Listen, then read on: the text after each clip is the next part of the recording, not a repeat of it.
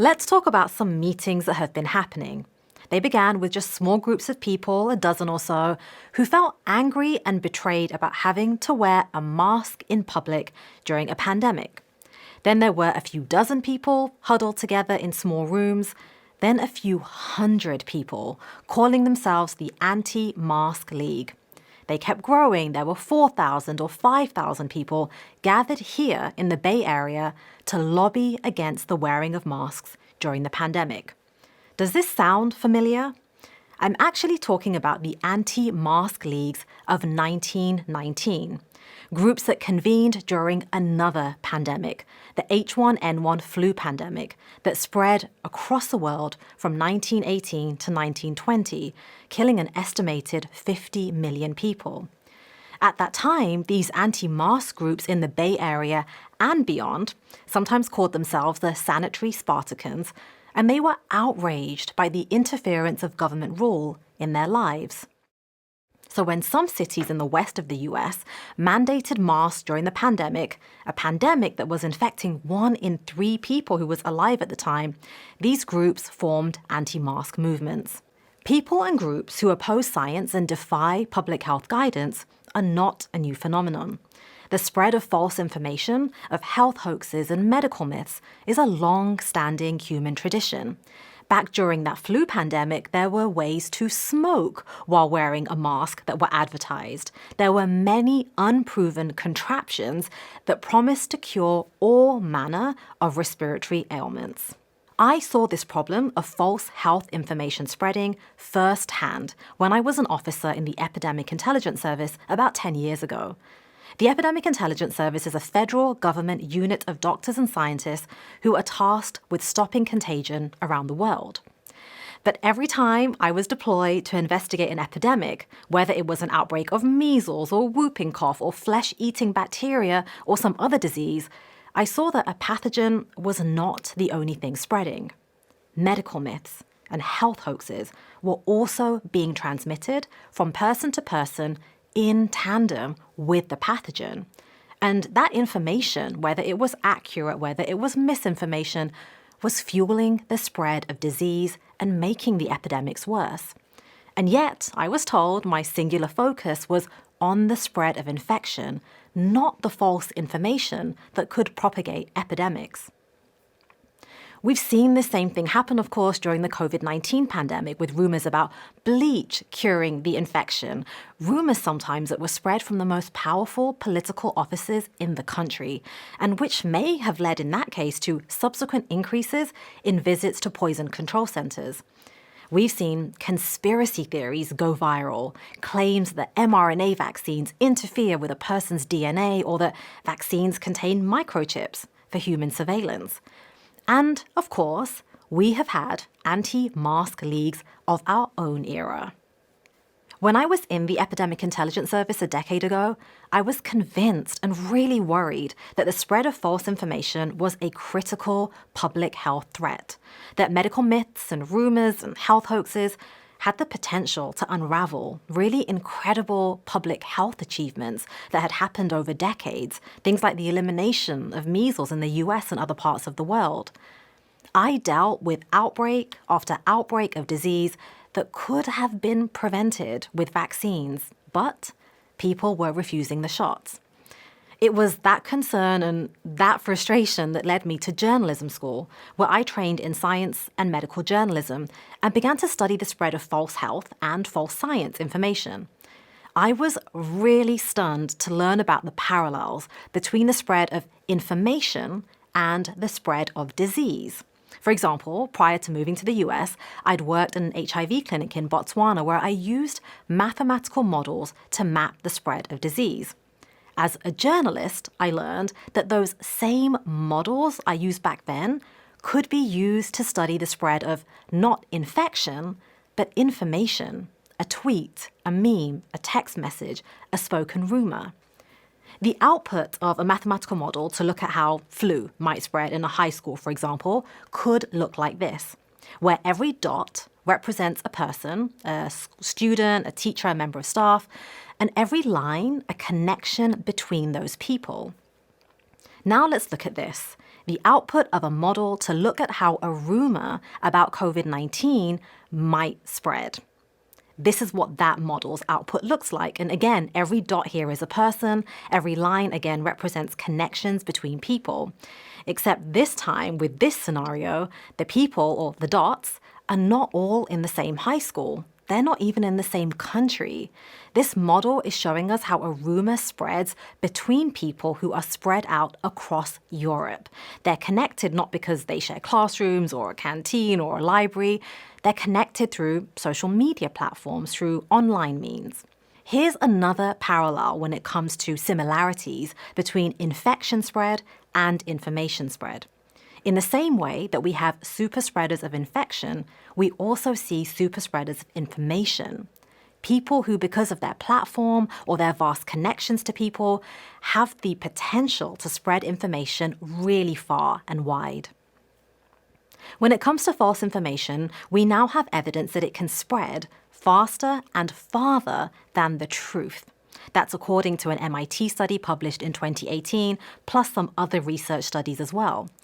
And it turns out we are all vulnerable to the spread of false information, from voters in India to parents making decisions about vaccines in Romania to older adults in the US deciding if they should take a statin or not, to any of us, all of us, considering new COVID-19 vaccines.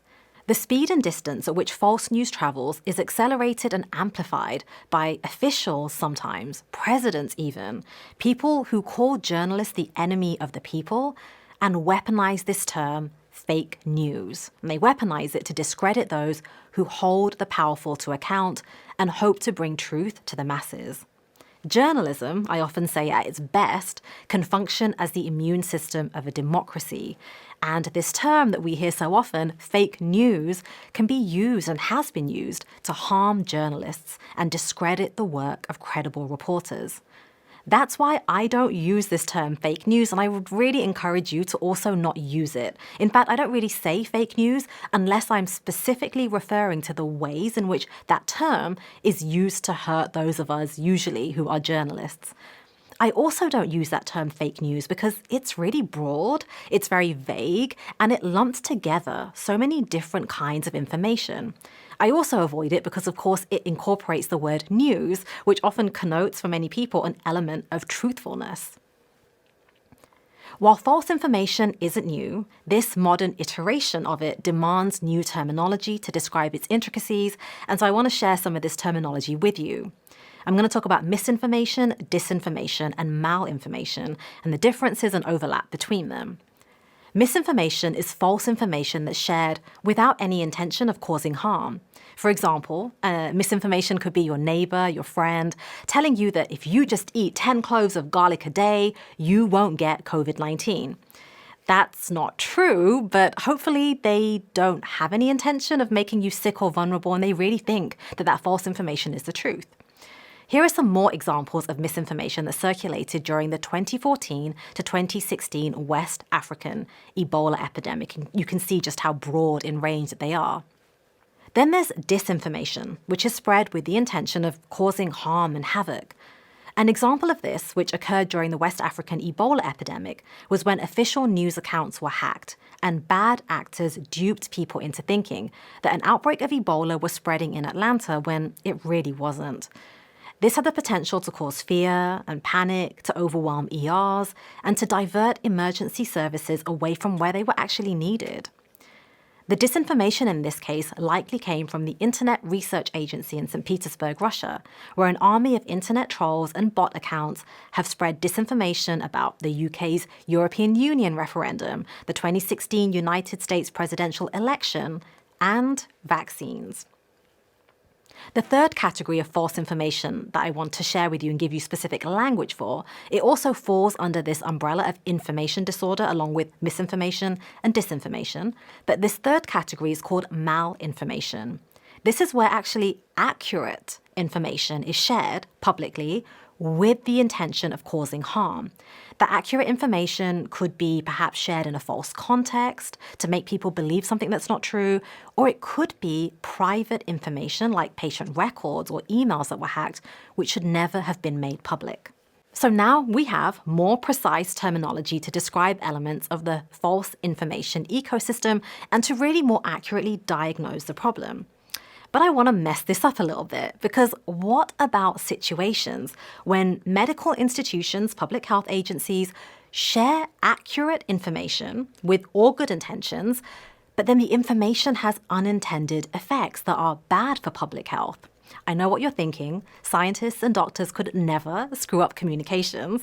But I want to give you one example to begin with. When I was reporting on Ebola in Liberia in 2015, I was interviewing lots of locals, asking them what had happened to them, what kind of experiences they'd had.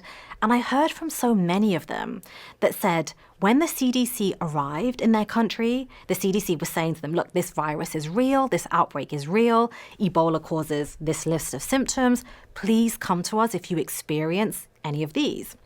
And the CDC added, by the way, this is in 2015, there's no treatment, there's no cure.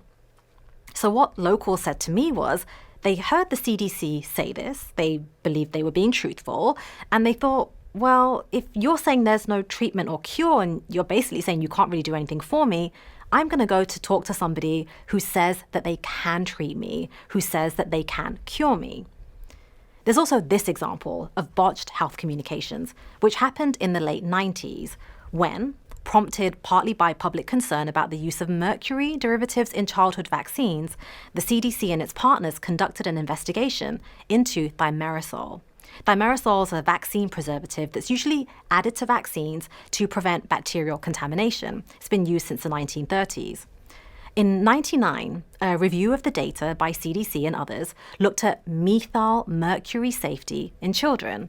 Now, methyl mercury is environmental mercury, but thimerosal is ethyl mercury. There's a 1 carbon difference, but that 1 carbon actually makes a big difference because ethyl mercury, thimerosal, is excreted from the body a lot faster and doesn't accumulate in the same way as methyl mercury. But data specifically on thimerosal was lacking.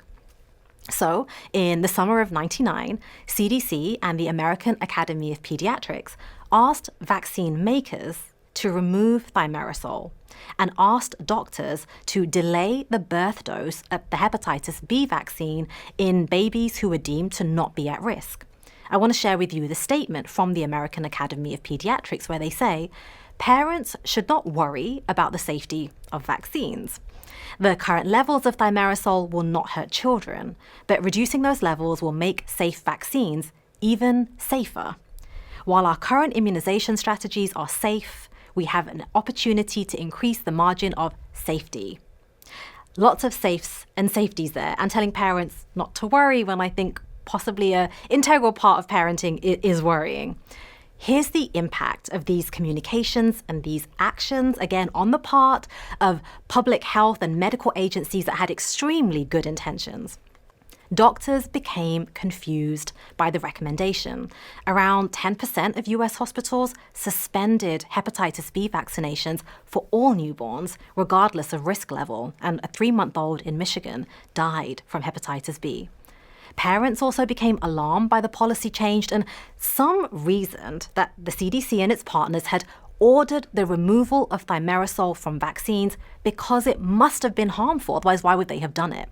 From 2000 onwards, we even saw the formation of advocacy groups around this belief that thimerosal had caused autism in thousands of children. So I share these examples because while information disorder, that umbrella definition, which includes misinformation, disinformation, and malinformation, is incredibly powerful and worrying and important for us to address in the context of public health, and something I've been trying to raise the flag about for years, we can't ignore the issue of health practitioners and public health agencies sharing accurate information but in ways or within context that just stoke confusion and lead to unexpected outcomes which are really bad for public health. I think that we in public health are finally starting to give communications some of the attention, not all, but some of the attention and scholarly focus that it really deserves. And there are lessons actually to be learned, kind of reverse engineering, looking at, well, why does false information travel faster and farther than the truth? Why might a rumor that says COVID vaccines contain microchips reach more people, be more believable than accurate information about the safety and efficacy of the vaccines, which is like truthful? Here's what we know about this. Information that triggers emotion is more likely to grab our attention, to be compelling, and be shared. For example, there have been numerous studies that find tweets that contain words like disgust, hate, angry, have a higher propensity of going viral compared to tweets that are much more emotionally neutral. Information that leans into polarizing topics, things like immigration, racism, women's rights, political ideologies, those messages can also more easily go viral. And I'll give you an example. I've been tracking the spread of anti-vaccine messages online since about 2015.